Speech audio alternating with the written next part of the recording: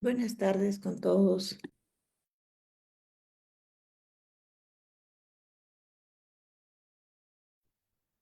Buenas tardes, doctorita. ¿Cómo está? Qué gusto conocerlo, aunque sea por este medio. El gusto es mío, doctor Daniel. ¿Qué tal? ¿Cómo Bien, bien, está? bien. Bien, bien, doctorita. Bien, bien. Acá le hablamos desde la ciudad de Ayacucho. Qué Todavía bueno. no estamos transmitiendo. ¿Ya? eh, y vamos a transmitir en vivo. Vamos a Ajá. enviar el link y la dinámica es, pues, ya usted seguro que lo conoce, doctora. Vamos a Ujú. inicio con la presentación. Si hay inicio es que estamos transmitiendo. Doy una pequeña reseña de su hoja de vida, le doy el pase para que usted pueda exponer y al final seguro que va a haber una o dos preguntas, no queremos abusar de su tiempo también y le estaríamos haciendo llegar, entonces con eso concluiríamos la presentación. Perfecto. ¿Sí? Se va a transmitir por Facebook, ¿no? Y por Facebook, doctora, y después lo vamos a subir a YouTube y al TikTok, y al Instagram, a distintas redes sociales. Ya, ya, doctor. Perfecto, doctor Daniel. A ver, Con su venia. sí, deme 5 minutitos, por favor, y No empezamos. se preocupe. Listo, usted me avisa.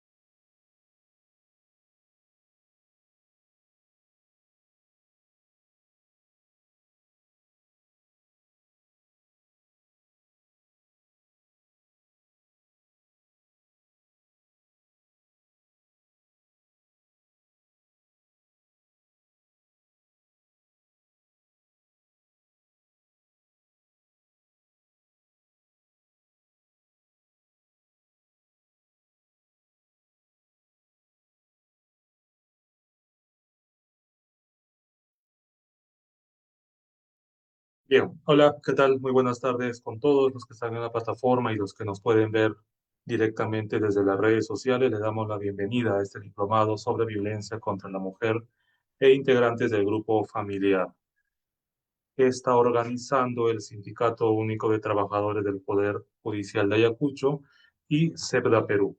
El día de hoy tenemos el gusto de poder contar con la doctora Dayana Cruz Ibáñez, que va a hablar un poco respecto a las jurisprudencias en caso de violencia contra la mujer e integrantes del grupo familiar.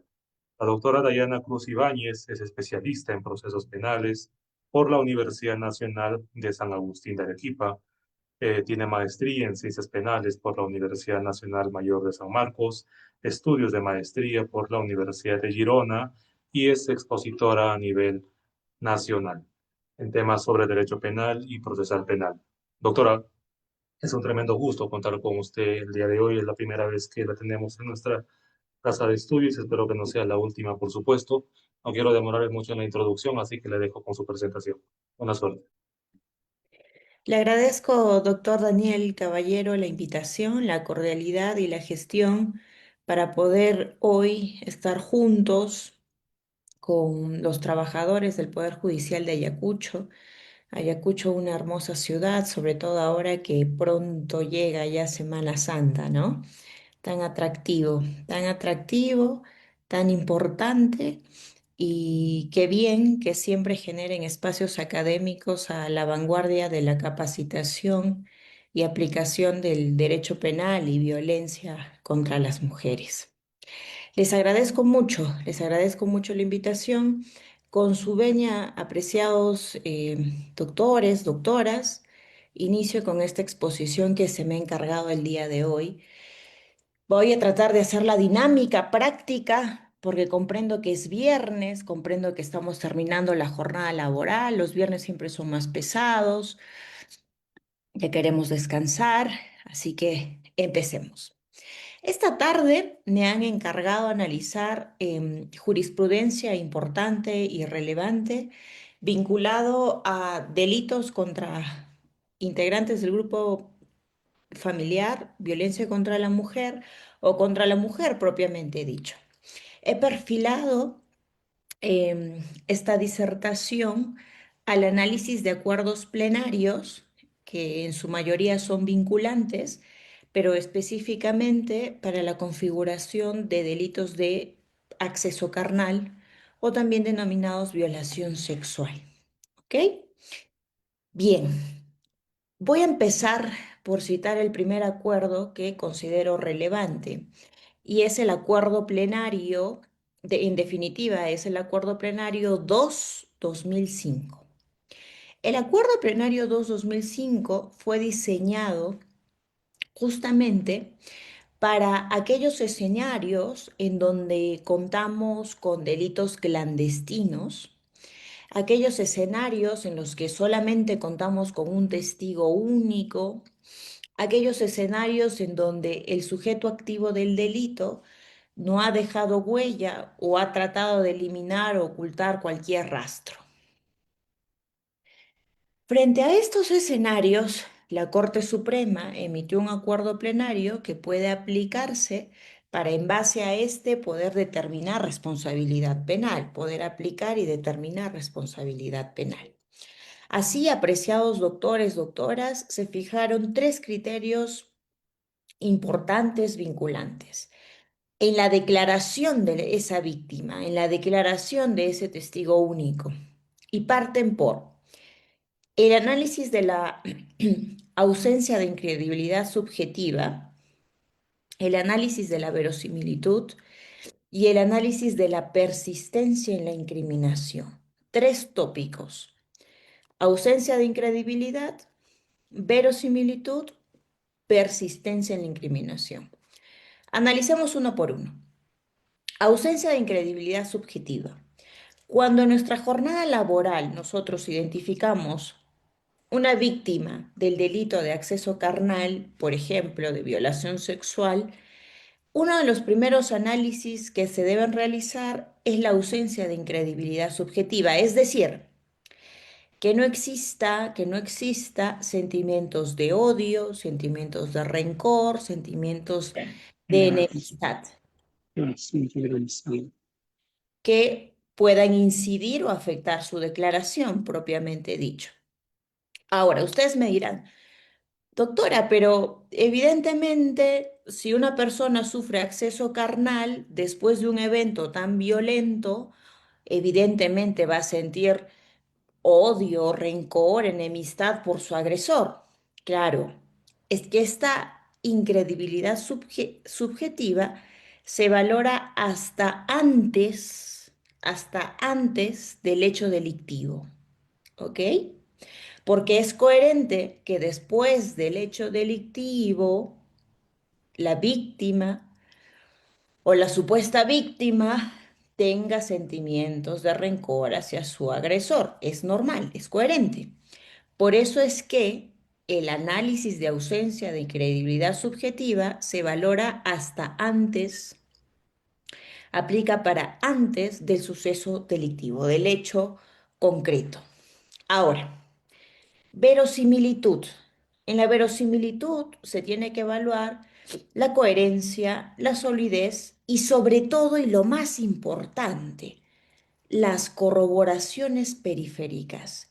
Y es que se va a alcanzar el estándar de prueba del más allá de toda duda razonable, que es el estándar de prueba en materia penal, si solo si contamos con corroboraciones periféricas para acreditar esa versión de incriminación.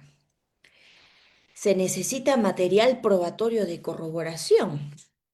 Es sumamente importante porque sólo así vamos a poder desvirtuar la presunción de inocencia que le asiste a una persona. Ahora bien, persistencia en la incriminación, es decir, que este relato de la víctima se haya mantenido en el tiempo, ¿no? Que esta posición de afirmación de haber sido sujeto pasivo del delito de violación sexual se mantenga en el tiempo. Ese es el primer acuerdo plenario con el que debemos partir, el acuerdo plenario 2-2005. Tres puntos importantes: ausencia de incredibilidad, verosimilitud en la declaración, materializado con corroboración periférica y persistencia en la incriminación. Con esos tres aspectos puntuales ya hemos estudiado este primer acuerdo plenario 2-2005 que sirve para todos esos casos en los que tenemos un testigo único o una víctima de delito clandestino, es decir, el suceso concreto, el acontecimiento histórico penal ha sucedido a puerta cerrada entre el agresor y la víctima. Bien, analicemos otro acuerdo plenario. Vamos al acuerdo plenario 7-2007, ¿ok? ¿A qué nos hace referencia? Al consentimiento, pero específicamente al consentimiento en personas mayores de 16 años y menores de 18 años, en este rango de edad de 16 a 18 años. Ustedes me dirán, pero menor de 18 años es menor de edad. Y los menores de edad no consienten. Los menores de 14 años, propiamente dicho, no brindan consentimiento. De acuerdo al principio de legalidad de nuestro Código Penal, es correcto, menores de 14 años.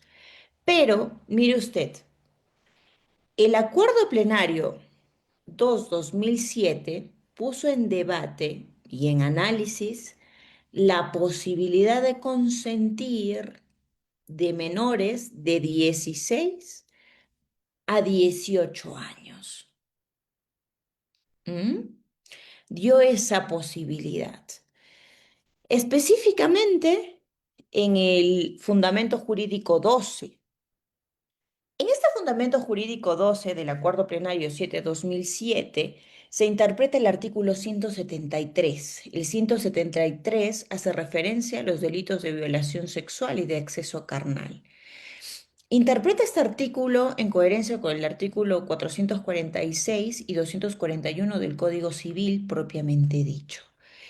¿Qué afirma el Código Civil? Mire usted. El Código Civil reconoce la posibilidad, reconoce la potestad de que personas mayores de 16 años puedan adquirir matrimonio. A ver, recordemos un poquito el proceso civil. En efecto, el 446 y el 241 del Código Civil nos reseñan que los menores de 16 años hasta los 18 años pueden contraer matrimonio, siempre y cuando tengan la autorización y la venia de sus progenitores, tengan la venia de sus padres. Con esa condición, estos menores de 16 a 18 años pueden adquirir matrimonio. ¿Ok? Entonces, se planteó la Corte Suprema, si estos menores de edad tienen capacidad civil para poder contraer matrimonio, surge la pregunta, ¿tienen la capacidad de consentir?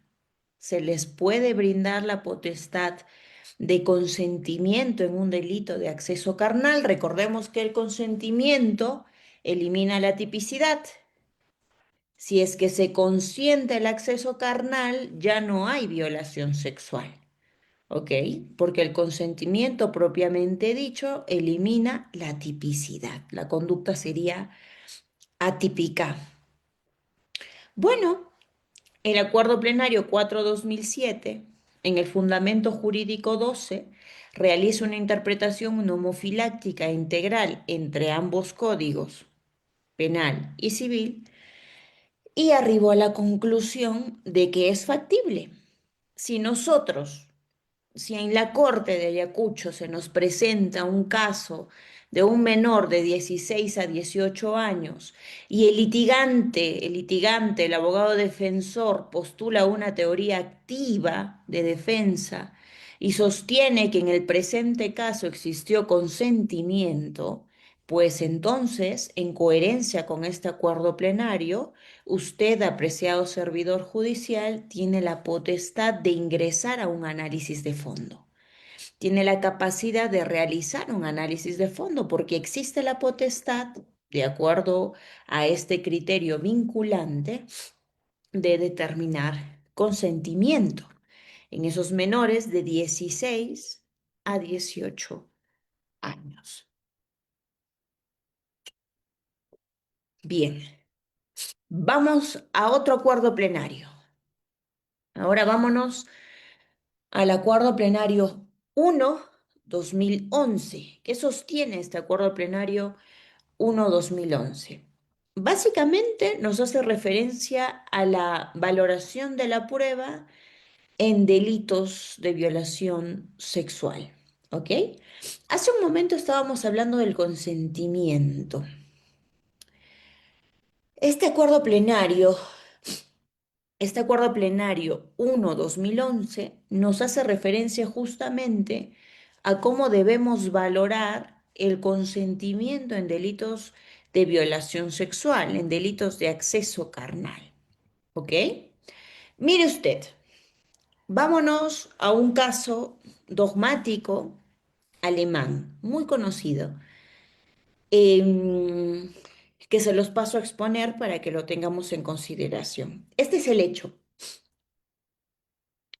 Una señora se encontraba en casa a punto de descansar, una señora alemana, y un delincuente ingresa a su domicilio con el propósito de sustraer bienes. Pero en este ingreso al domicilio de esta señora, pues a esta persona, al ver a la señora sola en su casa, decide accederla carnalmente, decide violar, ¿no? a esta persona, realizar una violación sexual. Entonces, este agresor que ingresó al domicilio primero con el propósito de robar, pero luego se inclinó por acceder, por ultrajar sexualmente a la señora que se encontraba sola en la casa, pues bueno, fue, le encontró a la señora y doblegó en un ambiente de intimidación a la señora, ¿no? A tal punto que la señora, al ver, al ver que esta persona tenía más fuerza, que esta persona tenía características físicas mayores, corporales mayores a la de ella, la señora decide proteger su salud. ¿En qué sentido? Aquí viene lo particular y lo llamativo que generó un debate. La señora abre la mesa de noche y saca un preservativo, ¿ok? Saca un preservativo y le dice al señor, ok, voy a dejar que me accedas carnalmente, pero utiliza este preservativo. Este hecho generó un debate sumamente interesante acerca del consentimiento, porque se plantearon la siguiente pregunta. El hecho de que el sujeto pasivo del delito le otorgue un preservativo al sujeto activo del delito, es decir, al agresor, para cuidar su integridad física, para que no le transmitan alguna enfermedad de transmisión sexual, que hay muchas enfermedades de transmisión sexual, ¿es muestra del consentimiento o no?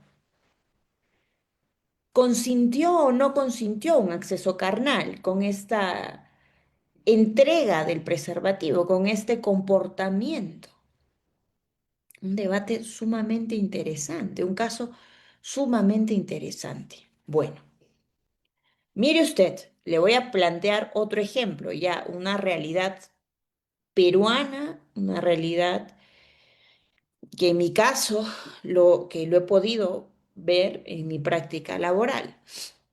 Y es el siguiente. El primer ejemplo ha sido un ejemplo alemán. Ahora vámonos a un ejemplo nacional. A una señorita toma un aplicativo de transporte, de taxi, de un lugar a otro lugar. En el camino, el taxista el taxista se desvía y bueno, la lleva por un descampado. Este taxista lleva por un descampado a la víctima y llega un momento en que el taxista le dice lo siguiente de forma literal. Cito al taxista, entre comillas, ya perdiste, le dice el taxista. Grita, llora, llama a quien quieras, haz lo que se te antoje, pero ya perdiste. Te voy a acceder carnalmente, te voy a agredir sexualmente. Entonces, esta señorita, al ver que se encontraba en un descampado, al ver que este señor le dijo que ya no tenía capacidad de resistencia, esta señorita, y aquí genera otra vez el debate sumamente interesante, le dice, de acuerdo, pero págame, dame dinero. Dame dinero y no voy a gritar, no voy a poner resistencia, me voy a dejar. Y ahí surgió otro debate, ¿no? En el plenario. Si ese requerimiento de pago configuraba o no configuraba un consentimiento. Le sigo narrando el hecho porque aquí no culminó. Entonces el taxista accede carnalmente a esta señorita. la accedió. Cuando culmina, la chica le sostiene, no me dejes en el descampado, no voy a, le dice, ¿no? Que no pensaba denunciar, que no pensaba dar conocimiento a las autoridades, pero que no la deje en el descampado, que la deje en un lugar que ella pueda pues acercarse a movilizarse y demás, ¿no? En ese trayecto que el taxista decide regresar a la agraviada cerca, acercarla a la ciudad, el taxista vuelve a frenar y le vuelve a decir que nuevamente la iba a acceder carnalmente. Y nuevamente se repite la historia porque la señorita le vuelve a requerir dinero por segunda vez. Bueno, la situación se repite, el taxista la deja en un lugar cercano a la ciudad y lo primero que hace la señorita al estar cerca a una ciudad es buscar una comisaría y denunciar, ¿no? Denunciar lo sucedido. Y ahí tenía la señorita, pues presentó como prueba los dos billetes que le había hecho llegar el taxista. Mire usted, apreciado doctor, doctora, tenemos dos casos interesantes. Un caso alemán en el que una señora, al ver que su agresor la iba a acceder, decide proteger su salud pidiéndole que se ponga un preservativo. Y otro escenario donde vemos a una señorita nacional que frente a un agresor que también la iba a acceder, pues decide la señorita requerirle dinero, ¿no? La verdad es que no, al final no se logró saber cuál era la finalidad del dinero que solicitaba la señorita, porque en el primer caso la finalidad fue clara, proteger su salud, pero en este segundo caso la finalidad de requerir dinero a cambio, pues no se llegó a esclarecer. Bien, ¿cómo resolvió la doctrina alemana después de un debate sumamente interesante? Concluyeron de que no había consentimiento, que el hecho de otorgar un preservativo es muestra de que una víctima pretende proteger su salud y que el contexto en el que se desarrolló pues doblegaba cualquier capacidad o potestad de consentimiento por la intimidación. Entonces, ahí se condenó. En este caso peruano hubo un debate muy interesante y no hubo unanimidad en la sentencia. Se condenó por mayoría, perdón, me ratifico, se absolvió por mayoría en primera instancia, 2-1. Subió en apelación, se confirmó, se fue a casación. Todavía no hay casación de ese caso. Recién van a resolver en la Corte Suprema. Pero ¿por qué se absolvió? En este caso nacional.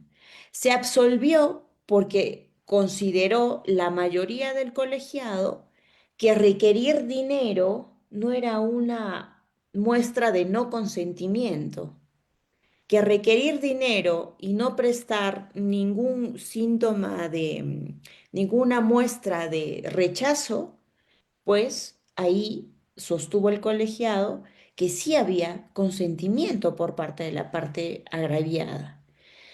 Pero hubo un voto en discordia en el que razonó el magistrado sosteniendo de que no, porque por el contexto, un descampado, que por más que la señorita haya requerido dinero, que por más que la señorita no cuente con un solo síntoma de agresión o de defensa, el contexto fue intimidatorio. Debatible, sí, muy debatible. Caso estrella para poder analizar el consentimiento, yo diría que sí, sumamente interesante. Veamos qué dice el acuerdo plenario 1/2011. Mire usted, el acuerdo plenario 1/2011, frente a estos casos que son debatibles respecto al consentimiento de la víctima, sostiene lo siguiente. Hay que probar la falta de consentimiento en un contexto de amenaza explícita o implícita y circunstancias contextuales. ¿Mm? Es importante analizar el contexto y ver qué tipos de amenazas explícitas o implícitas se presentan. Primer criterio del acuerdo plenario 1/2011. Segundo criterio del acuerdo plenario sostuvo lo siguiente. Cuando tengamos una víctima de acceso carnal, de violación sexual, que primero sostenga que sí fue agredida, ultrajada sexualmente, y que luego sostenga que no fue agredida, ultrajada sexualmente, y que después vuelva a sostener que sí y luego diga que no y tenga diferentes declaraciones, bueno, es que la víctima puede declarar en sede policial, puede declarar en etapa intermedia, puede declarar en juicio, en cámara Gesell, y puede cambiar la versión. Cuando usted, apreciado colega, se le presente uno de estos supuestos, donde la víctima cambia de versión y dice sí, luego dice no, luego dice sí, y al final uno no sabe, porque cambia y cambia de versión, mire lo que ha dicho el Acuerdo Plenario 1/2011.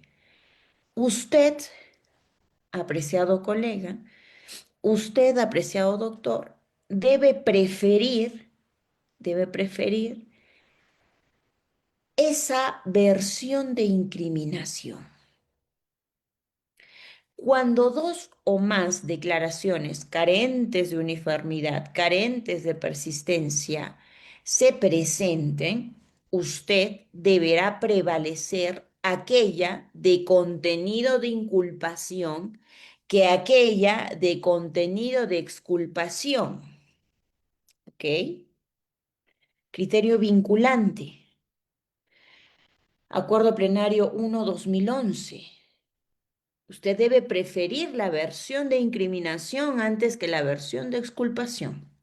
Debe preferir dar corroboración a la primera versión antes que el de la exculpación. Ahora, jurisprudencia para que podamos utilizarlo por si se nos presenta el caso donde ya hayan resuelto esto. Expediente 6388/2019. ¿Ok? Se presenta el mismo supuesto, se analiza el acuerdo plenario 1/2011 y se prefiere la versión de incriminación antes que la versión de exculpación. Bien, pero necesitamos saber cuándo no hay consentimiento, ¿no? Mire usted, la falta de consentimiento se va a materializar con tres tópicos. La amenaza, la coacción. La amenaza y la coacción han disminuido la capacidad de consentimiento libre, como en el caso alemán, ¿no? La amenaza y esa coacción disminuyen el consentimiento libre. El contexto, primer tópico. Segundo criterio, cuando hablamos de consentimiento, no se refiere a palabras o a conductas, sino a realmente un consentimiento libre. ¿Ok? Porque han habido casos donde el imputado decía, pero al momento del acceso carnal, la víctima movía la cabeza, entonces yo entendía que era un sí, era un asentimiento de su parte. Oiga, es que el consentimiento debe ser libre, no en un ambiente de coacción, no en un ambiente de amenaza, de intimidación. ¿No? Es lógico. Si están intimidando, si están coaccionando, si están amenazando, pues, ¿qué opción tiene la persona de tener que ceder y doblegar su voluntad? Tercero, el consentimiento no se refiere al silencio o falta de resistencia de la víctima. El silencio no se interpreta como consentimiento, ¿ok? El silencio no se interpreta como consentimiento. Entonces, aquí tenemos tres características para poder evaluar, conforme a este acuerdo plenario, cuando se nos presenten este tipo de casos, en donde exista una delgada línea de tipicidad o atipicidad por el consentimiento propiamente dicho, ¿ya? Cuando nosotros analizamos este tipo de delitos de acceso carnal o de violación sexual, debemos fomentar la reserva de las actuaciones judiciales, porque estamos haciendo referencia a un delito muy personal, ¿no? Que genera mucho dolor en las víctimas. Debemos también buscar preservar la identidad de esta víctima. No hay que ventilar su identidad por respeto a su propio proceso, por respeto a una no revictimización. Debemos promover y fomentar una actuación única de la declaración de la víctima. Por eso es que es sumamente importante que la declaración frente a Cámara GESEL cumpla con todo el procedimiento legal requerido por ley para que no se, para evitar volver a pedir al sujeto pasivo del delito que vuelva a declarar, porque imagínese usted cuán revictimizante debe ser para una persona estar sosteniendo y contando y contando y contando una agresión en su contra. ¿Ok? Ahora bien. ¿Qué sucede? ¿Qué sucede si lamentablemente se realizó la cámara Gesell y en esta cámara Gesell pues no se cumplió con la formalidad? Porque puede suceder. ¿O qué pasa si se realizó una cámara Gesell, pero en esta cámara Gesell lamentablemente no le hicieron preguntas pertinentes, útiles y conducentes para acreditar el suceso delictivo, para acreditar los presupuestos objetivos, subjetivos, normativos, descriptivos de un tipo penal? ¿Qué hacemos en ese escenario? ¿No? Que se puede presentar. ¿Qué hacemos en ese escenario cuando tenemos cuando contamos con una declaración de la víctima que lamentablemente, pues, no ha cumplido con una formalidad? Bueno, mire usted, podemos realizar lo siguiente. Se puede volver a recibir la declaración de la víctima en juicio, excepcionalmente. ¿Cuándo? Cuando no se ha llevado conforme a las exigencias formales mínimas que garanticen su derecho de esta parte, ¿ok? Cuando la declaración, dos, resulte insuficiente o cuando esa declaración resulte deficiente. Tres, cuando lo solicita la propia víctima, cuando la propia víctima decida, pese a haber ya brindado su declaración en cámara GESEL, sostener su declaración frente a un colegiado, frente a los magistrados. En la mayoría de casos, este tipo de delitos son vistos por un colegiado porque la pena, el prognosis de pena casi siempre es mayor a 6 años. Y yo he tenido casos donde la víctima, pese a haber ya declarado en cámara GESEL, decidió tener el valor de ir a juicio y someterse a un contrainterrogatorio, a un interrogatorio directo y contar su propia versión ella misma. ¿Puede pasar? Sí. ¿No es lo usual? No. Es válido completamente. Cuarto, em, podemos también incorporar nueva información, ¿ok? Cuando se presenten supuestos ambiguos o de cambios de versión, es factible requerir nueva información. Finalmente, debemos optar casi siempre por evitar el contacto entre la víctima y el procesado. ¿Ok? Hay que tener mucho cuidado con esto porque a veces como servidores judiciales el día podemos citar casi siempre, ¿no? Se cita a las 8 de la mañana al agraviado y a las 10 de la mañana al imputado, pero en el mismo ambiente. Y Mientras sale el agraviado, ingresa el imputado y pues lamentablemente hubo un contacto físico, un contacto visual, hubo un encuentro entre víctima y agresor y eso también genera revictimización. Es preferible cambiar de horarios o es preferible cambiar de fechas, combinar fechas. Eso es una práctica que sucede mucho, es una práctica que sucede mucho y que se materializa. Y como hemos visto, este acuerdo plenario, el 1/2011, es uno de los más completos porque analiza diferentes tópicos. Vámonos a otro acuerdo plenario. Analicemos el acuerdo plenario 1/2016. Bien, el acuerdo plenario 1/2016 se materializa para delitos con procesos donde se presenten comportamientos interculturales, ¿ya? Por ejemplo, el Servinacuy, ¿no? Hay tradición en ciertos lugares del Perú en el que se pueda acceder a menores de edad, porque es parte de una cultura de esa región. Entonces, ¿cómo hacemos con estos procesos interculturales? Porque estamos haciendo referencia a un acceso carnal, ¿no? Y este acceso carnal genera consecuencias, genera traumas. Bueno, el Acuerdo Plenario 1/2016 analiza muy bien esta situación y concluye lo siguiente. Se excluye del alcance de toda forma violenta de abuso o prevalimiento a cualquier persona con la excusa de algún aval familiar. ¿Ok?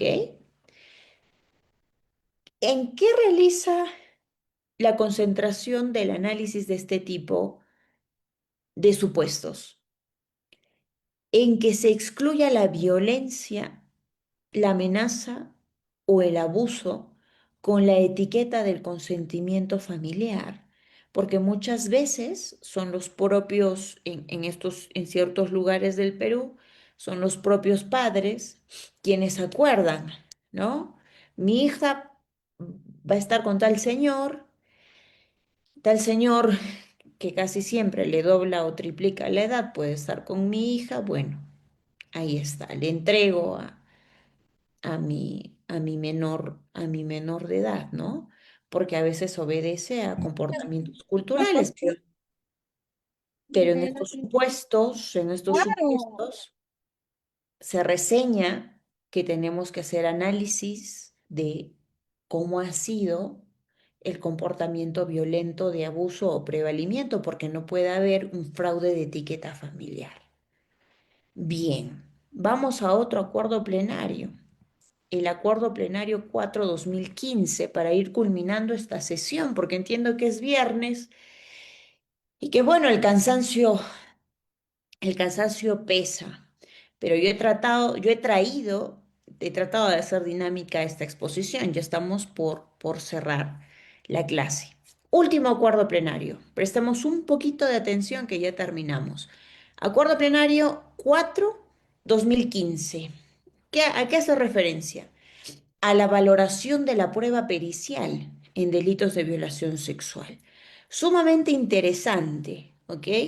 Cuando nosotros tengamos que realizar valoración probatoria y razonamiento probatorio propiamente dicho, en un peritaje, en un peritaje que sirva para acreditar un acceso carnal, debemos realizarlo en dos fases. La primera fase, control de legalidad. Es decir, que haya seguido el procedimiento legal correspondiente y pertinente. Primer tópico. Segundo tópico, valoración en sentido estricto.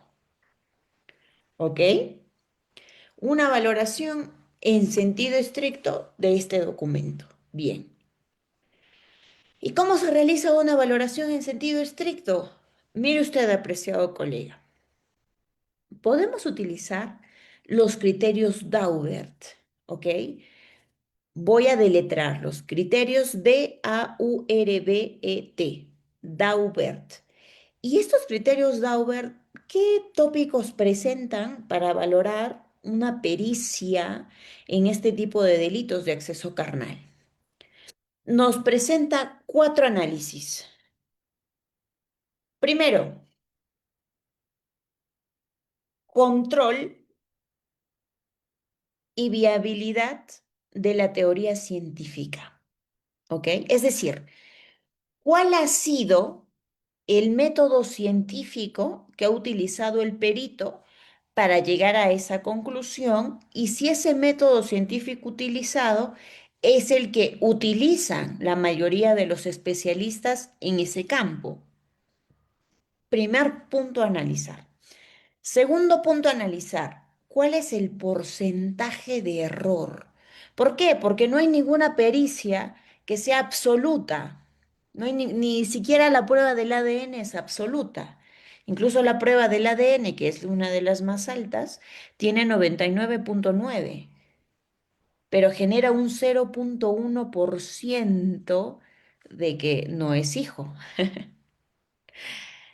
O sea, de 100 casos, 99 casos sí es catalogado como un hijo biológico, pero en un caso no va a ser catalogado como un hijo biológico porque ni siquiera ese peritaje tiene porcentaje de acierto del 100%, es del 99. Igual sucede en estos peritajes de delitos de violación sexual o acceso carnal. Oiga, ¿por qué? Porque no son al 100%. El perito debe precisar el margen de error, un porcentaje de error. Segundo análisis. Tercer análisis. Control de expertos. ¿Cómo los pares, como peritos con la misma capacitación, elaboran esos informes de la misma manera? ¿Siguen el mismo protocolo? ¿Siguen el mismo proceso? Bueno, hay que considerarlo. Y el consenso, ¿no? Es decir, que la mayoría acepte que utilizan este medio. Estos cuatro tópicos nos van a permitir valorar un peritaje en sentido estricto. Si queremos ser estrictos, si queremos evaluar que cumpla con criterios mínimos de calidad. ¿Ok? Ahora bien, siempre debemos también analizar al perito, es decir, ¿cuál es la capacitación de ese perito? ¿Cuál es la expertise de ese perito? ¿Qué usos de la ciencia, de la lógica ha utilizado para elaborar la pericia? ¿En qué condiciones ha elaborado la pericia? Porque a veces, y esto sucede mucho, por ejemplo, en Lima, tienen tantos casos que no elaboran bien, porque tienen tanta carga procesal que no elaboran bien sus peritajes. A veces hay menos carga procesal en las otras regiones que en la propia capital y se podría decir que tienen, pues bueno, condiciones laborales para poder realizar un mejor trabajo. Hay que analizar ello también, evaluar los estándares mínimos para poder elaborar un peritaje. ¿Ok? ¿Por qué? Porque el peritaje de acceso carnal es sumamente importante para permitir corroborar una versión de incriminación de los delitos de violación sexual. Así lo sostiene el Acuerdo Plenario 4/2015. Bien, apreciados colegas, 45 minutos de exposición, lo más dinámico posible, y en resumen concluyo con lo siguiente. Acuerdo Plenario 2/2005. Criterios mínimos para valorar testigos únicos o delitos clandestinos como los delitos de violación sexual. Acuerdo Plenario 7/2007. Nos habla del consentimiento de menores de 16 a 18 años. Acuerdo Plenario 1/2011 nos hablan acerca de el consentimiento, ¿ok? Nos habla justamente acerca de cómo debemos valorar el consentimiento en los delitos de violación sexual. Acuerdo Plenario 1/2016 nos habla de procesos interculturales tradiciones culturales y la configuración del delito de violación sexual. Acuerdo Plenario 4/2015 nos habla de la valoración de la prueba pericial en los delitos de violación sexual. Acuerdos plenarios sumamente importantes que nos van a permitir resolver casos controvertidos, complejos, cuando se nos presenten en nuestra práctica, en el ejercicio de nuestra profesión diaria. Gracias, apreciados colegas. Muchas gracias por su atención. Quedo pendiente del doctor Daniel Caballero para que nos realice los comentarios necesarios. Adelante, doctor. No, gracias a usted, doctora, por su tiempo, por su disposición. Nos han realizado una pregunta en las redes sociales. A ver, se lo traduzco. Ha conversado hace un momento respecto hacia las versiones incongruentes o contradictorias, ¿no? Y que debe tomarse favorable a la imputación, ¿no? ¿Puede, por favor, un poquito profundizar o tocar el tema?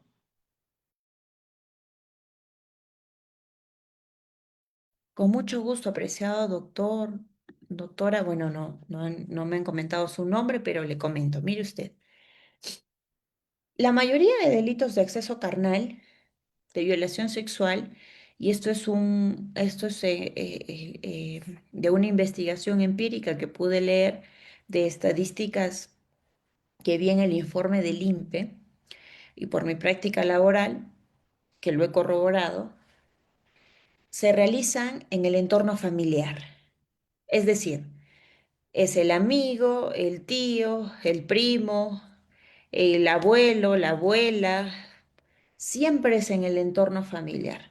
La madrastra, el padrastro, el hermanastro, la hermanastra, siempre hay un entorno familiar. El cuñado, el concubino, casi siempre. ¿Ok? ¿Y qué es lo que sucede? Que en la mayoría de casos el agresor tiene un dominio sobre la víctima. Puede ser un dominio económico, psicológico, material, monetario, físico, además, ¿no? Tantas formas de dominio que hay. Y en la mayoría de casos, este agresor casi siempre amenaza con terminar con la vida de la víctima si es que la víctima da a conocer que es víctima de acceso carnal, que es víctima de violación sexual. Casi siempre es, si voy a citar diferentes casos que he tenido, si dices que te he violado, voy a matar a tu mamá, voy a matar a tu hermano, a tu perrito, a tu gato. Siempre hay diferentes tipos de amenazas, ¿no? Y este tipo de amenaza, ¿qué genera? ¿Qué genera? Este temor, ¿qué genera? Que la víctima cambie de versión. Y si un día tuvo el valor de ir y contarle a la directora del colegio, y si un día tuvo el valor de ir y contarle al policía, y si un día tuvo el valor de ir a la fiscalía y contar que es víctima de violación sexual, pero luego llega una amenaza que van a acabar con su vida, con la vida de su mamá, con la vida de la mascota. O luego llega una amenaza que simplemente no le van a pasar pensión de alimentos y no va a tener que comer.